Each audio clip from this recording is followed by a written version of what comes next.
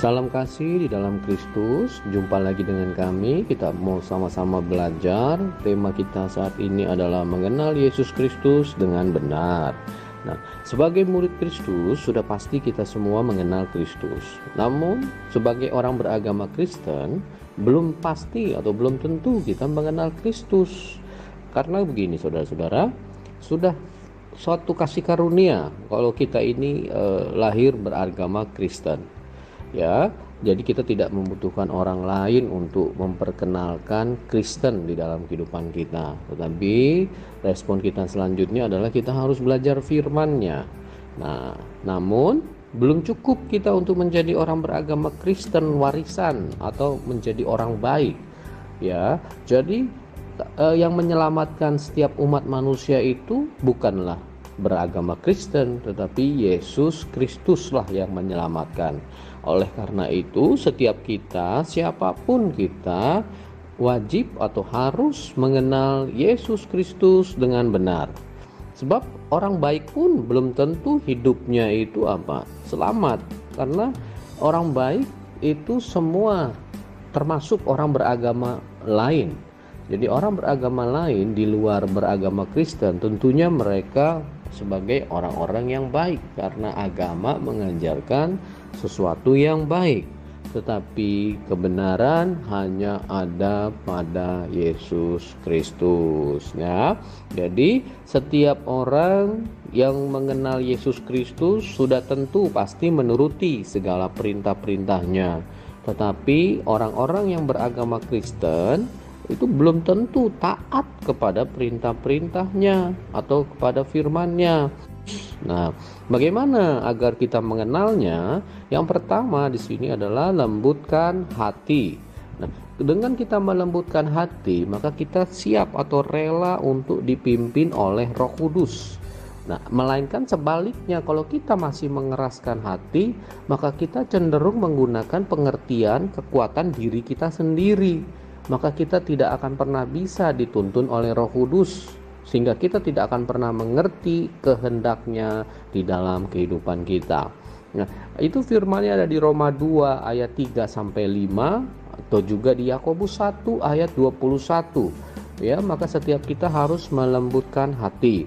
Nah, dengan kita melembutkan hati, selanjutnya kita mendekatkan diri kepadanya, kepada Allah, yaitu melalui firman-Nya, firman yang merupakan manual book daripada kita semua sebagai manusia, supaya kita mendapatkan tuntunan di dalam menjalani kehidupan selama kita menumpang di dunia ini.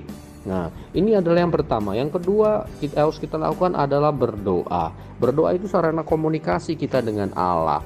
Berdoa dengan seiring berjalannya waktu kita akan peka terhadap suara Tuhan.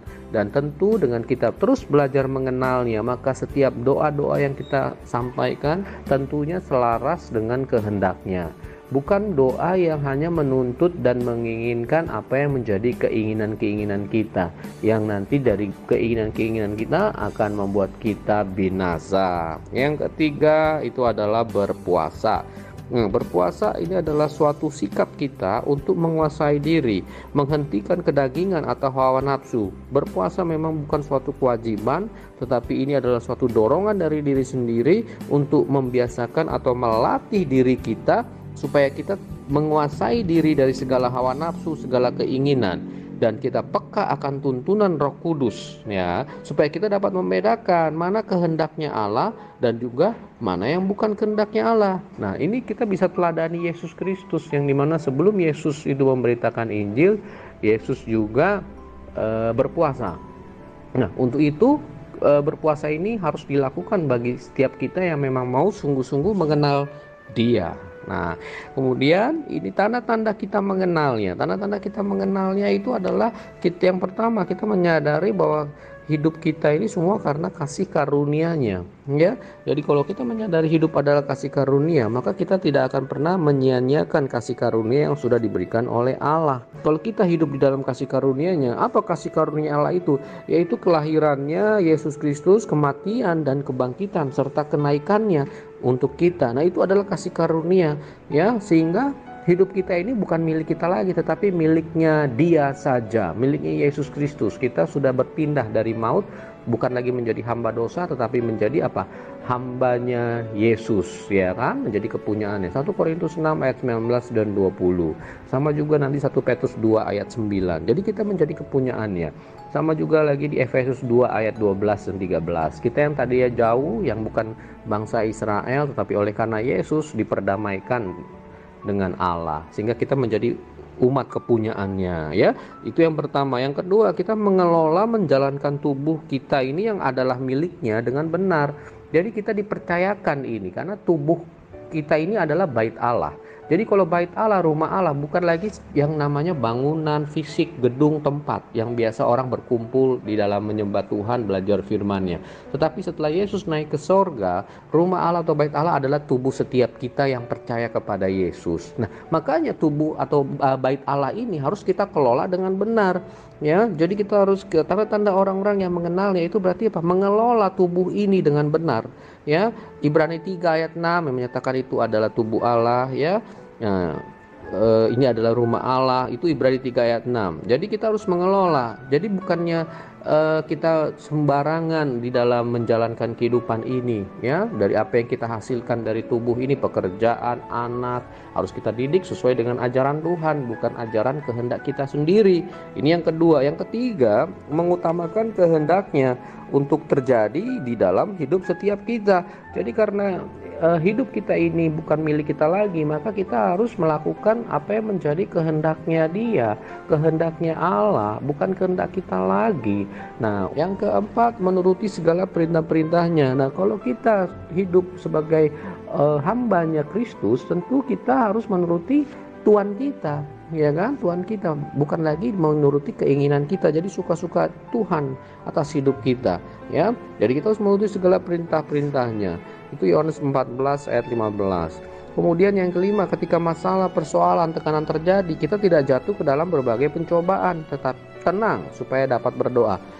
Percaya bahwa Dia akan menolong kita. Nah, ini kalau kita mengenal Dia, kita percaya bahwa Roh Kudus menyertai kita, ya.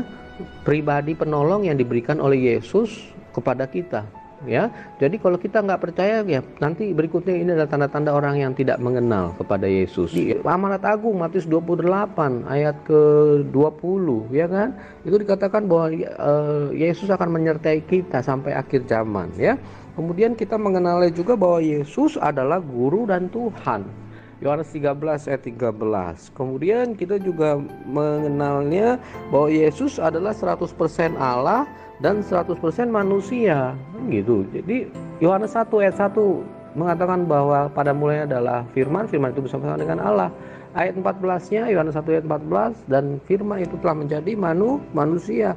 Nah, ini kita mengenal Yesus seperti itu. Kemudian lagi Yesus adalah kasih, ya kan? Dia adalah kasih. 1 Yohanes 3 ayat 16, Dia adalah kasih, karena begitu besar kasihnya maka Dia mengorbankan nyawanya untuk dunia, untuk setiap kita yang berdosa ini.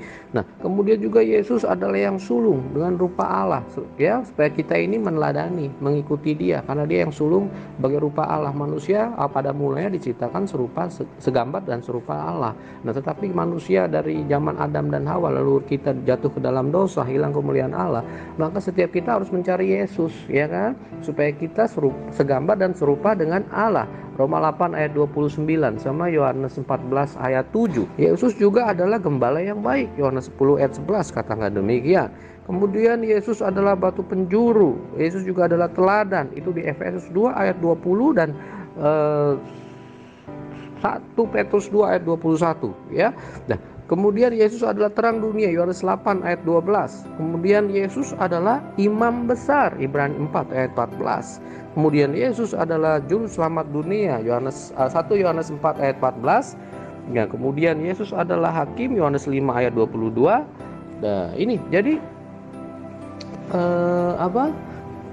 kita semua harus mengerti bahwa Yesus Kristus itu adalah hakim, ya. Dia akan menghakimi setiap kita. Nah, untuk itu setiap kita persiapkan diri kita bahwa suatu saat nanti pada akhir kehidupan ini kita semua akan dihakimi oleh firman, ya. Nah, kemudian apa? Bahwa dialah raja dari segala raja. Itu 1 Timotius 6 ayat 14 sampai 15, ya. Nah, ini adalah kemudian berikutnya tanda-tanda kita tidak mengenalnya. Yang pertama itu mudah khawatir dan cemas, ya. Itu ada di Matius 6, ya. Itu Matius 6, nanti saudara bisa baca itu dari ayat 25 sampai 34, ya. Kemudian cenderung hidup memenuhi keinginan daging atau kepentingan diri sendiri, yaitu serupa dengan dunia. Ya, itu banyak. Di Filipi 3 ayat 18 bisa, 1 Yohanes 2 ayat 15 bisa, Yohanes 3 ayat ke-19-nya bisa sampai 21, ya. Kemudian yang ketiga, orang-orang yang tidak mengenal Kristus itu apa? Lebih memilih perintah yang bisa dilakukan, ya. Jadi mengkotak-kotakkan, memilih-milih firman, ya. Yang tidak bisa dilakukan ya tidak dilakukan, gitu, ya. Padahal firman katakan di Yakobus 2 ayat 10, ya, kalau kita tidak melakukan satu bagian firman ya kita bersalah terhadap seluruhnya. Yakobus 2 ayat 10, kan gitu. Nah, ini tanda-tanda orang tidak mengenalnya. Yang keempat, kita punya pemahaman bahwa apa? Sekali selamat selamanya selamat, yaitu kasih karunia yang berlebihan. Artinya manusia punya pemahaman bahwa kita nggak bisa membentuk diri kita. Yang kita punya pemahaman bahwa kita ya semua ini karena kasih karunia, kan gitu, ya. Jadi ini tanda orang-orang yang tidak mengenal Yesus Kristus. Yang kelima itu tadi bersikap pasif, ya kan. Cenderung berdoa itu menuntut, meminta, ya kan. Tuhan tolong bereskan persoalanku. Tuhan tolong aku butuh kesembuhan. Tuhan tolong aku butuh mukjizat. Tuhan tolong aku butuh uang. Tolong Tuhan. Tetapi manusia tidak bersikap aktif. Padahal firman-Nya di Kolose 3 ayat 5, matikan segala sesuatu yang duniawi. Dan juga firman-Nya di Filipi 2 ayat 12, itu kerjakan keselamatanmu, kan gitu. Nah, 1 Petrus 1 ayat 16, kuduslah kamu, gitu kan. Matius 5 ayat 48, sempurnalah kamu sebab Bapamu di sorga sempurna. Jadi setiap kita itu yang tidak mengenalnya itu akan cenderung pasif, kan begitu. Nah, yang keenam itu lebih banyak mengenalkan pengertian diri sendiri, ya, cenderung melihat bukan percaya. Sedangkan firman-Nya Yohanes 2 Korintus 5 ayat 7, hidup orang Kristen itu adalah karena percaya bukan melihat. Dan Tuhan Yesus juga katakan kepada salah satu muridnya dan kepada murid-murid lainnya, berbahagialah kamu yang percaya tapi tidak melihat. Nah, itu Yohanes 20 ayat 29. Jadi ciri-ciri orang yang tidak mengenalnya itu adalah apa? Yang mengandalkan pengertian diri sendiri, butuh melihat dulu, butuh bukti dulu, butuh yang instan, gitu, ya. Tapi kalau orang Kristen itu adalah karena percaya. Kemudian yang ketujuh itu hanya apa? Ciri-ciri orang yang tidak mengenalnya. Itu sudah merasa nyaman, sudah merasa cukup untuk menjadi orang beragama atau menjadi orang baik, ya kan? Jadi aktif di pertemuan-pertemuan jemaat, kemudian sudah memberikan kolekte atau membayar apa itu namanya semua persembahan, membayar perpuluhan, buah sulung dan sebagainya, bahkan aktif di gereja agamawi, merasa sudah cukup tetapi tidak menuruti segala perintahnya. Kan demikian. Nah, ini ciri-ciri orang-orang yang tidak mengenal Yesus Kristus dengan benar, ya.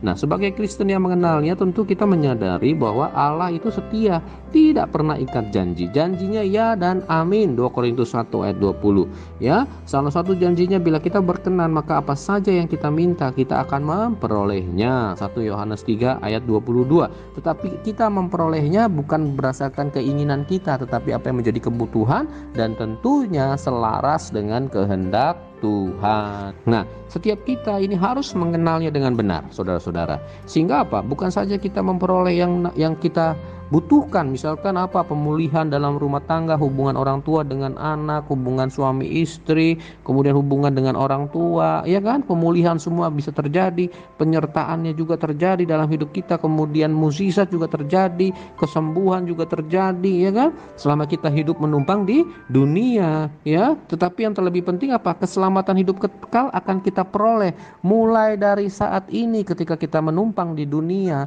sampai nanti kita berakhir di dunia ini dan kita kembali ke tempat asal kita, karena kewargaan kita adalah warga sorga. Nah, untuk itu firman-Nya juga di Matius 6 ayat 33, carilah dahulu kerajaan Allah dan kebenarannya, maka maka semuanya akan ditambahkan kepadamu. Untuk itu cari dahulu kerajaan Allah, ada di dalam Yesus Kristus. Maka kita harus serupa seperti Kristus. Salam dari kami, kiranya Roh Kudus menyertai saudara sekalian. Shalom.